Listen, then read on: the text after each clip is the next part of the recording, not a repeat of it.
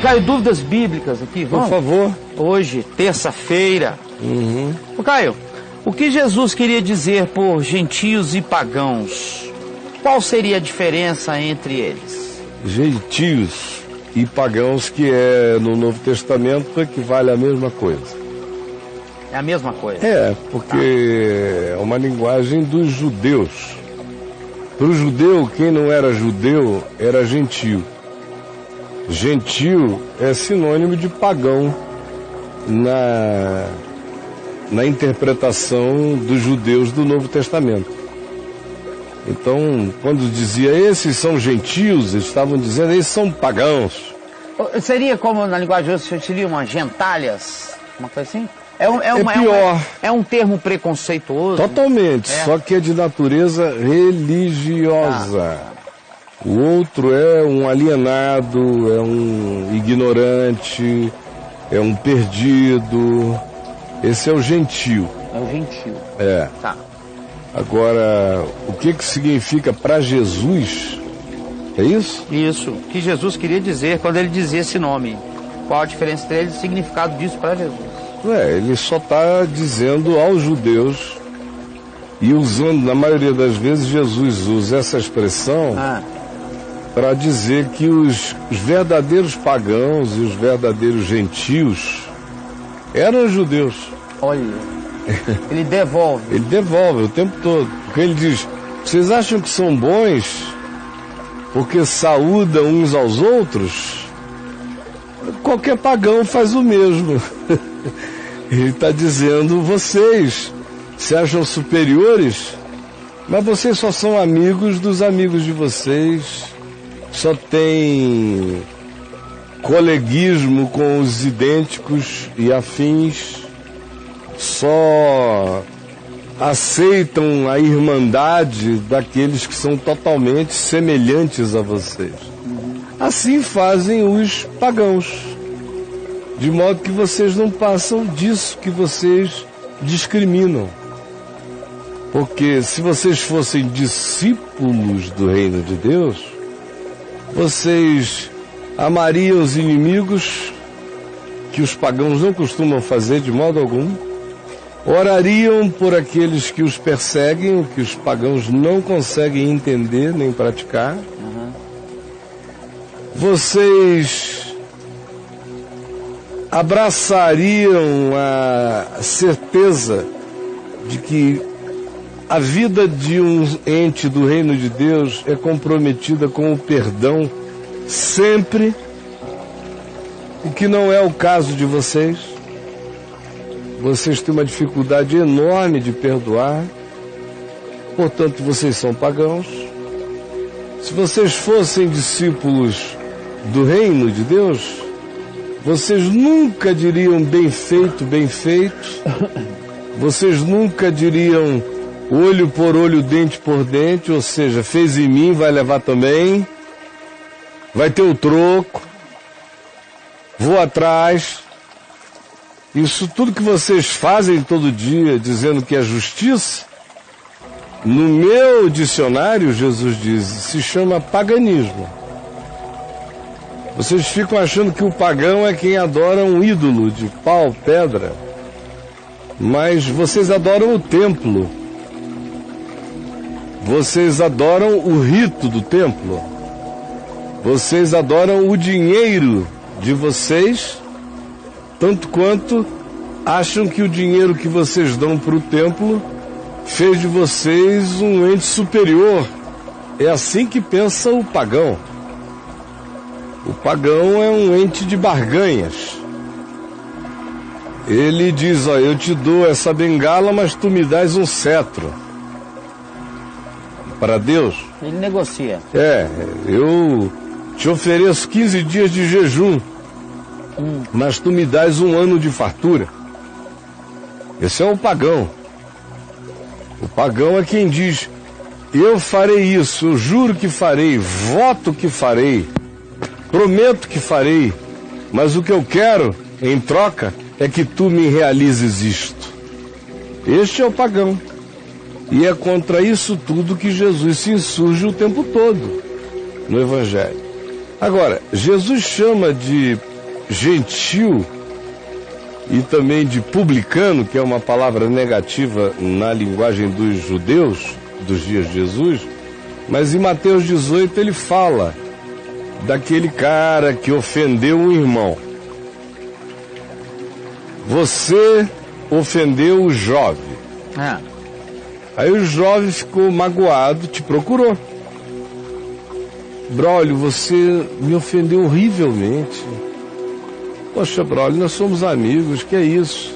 Pisou na bola aí. Aí você diz, que é isso, pai? Amigo, coisa nenhuma. Não tenho nada a ver contigo não, falei, tá acabado. E vou continuar falando. Vou te entregar todinho por aí.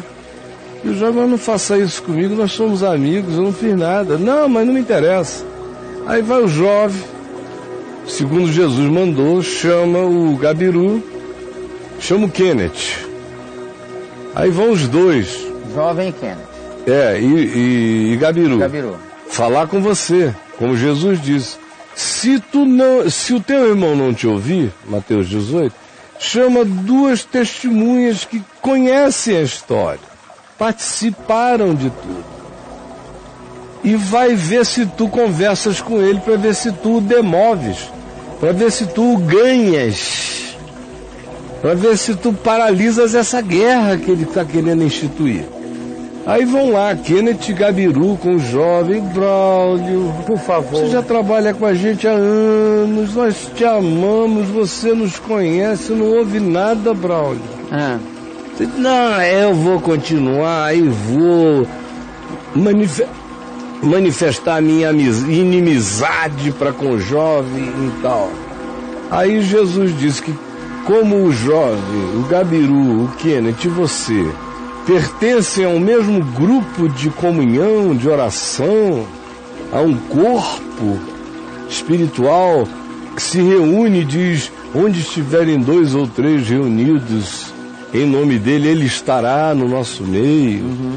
E partem o pão, e bebem o vinho, e dizem que são irmãos, mas o teu coração está assim, o deles já fez de tudo para te demover e não conseguiu. Aí Jesus disse, então, comunica a igreja, comunica a assembleia, a congregação, o que está acontecendo, para que não se crie um espírito de divisão e nem o cinismo da aceitação da desavença e do ódio nas práticas relacionais.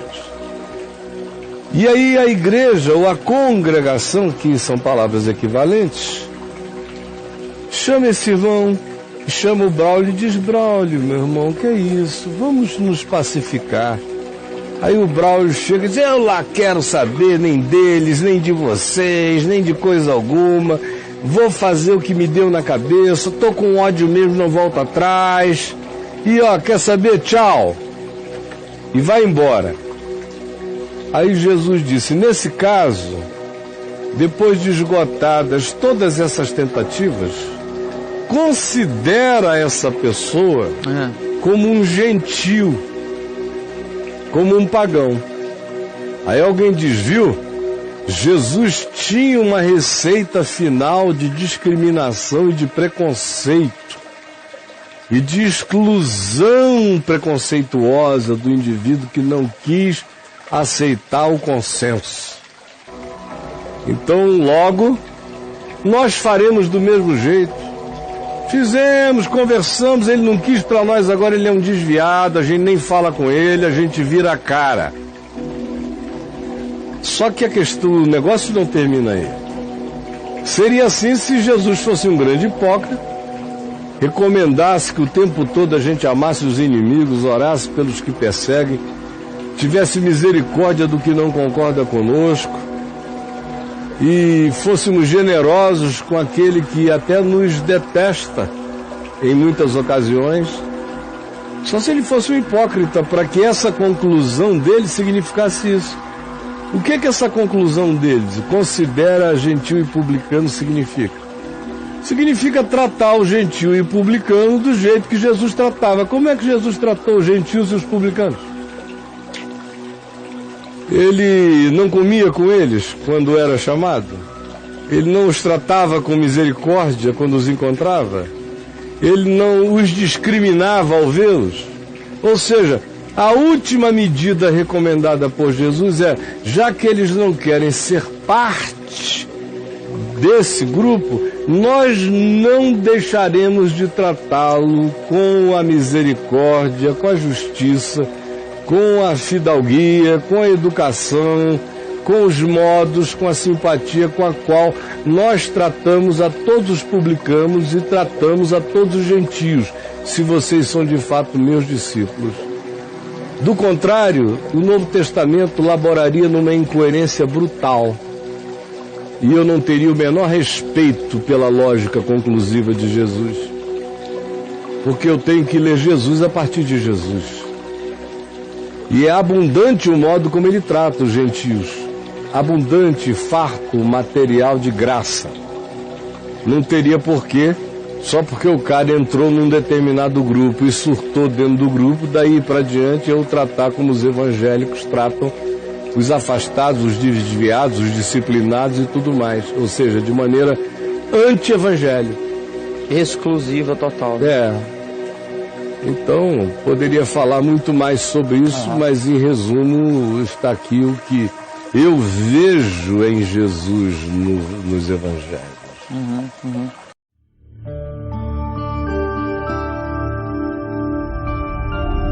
VNVTV, o canal é você.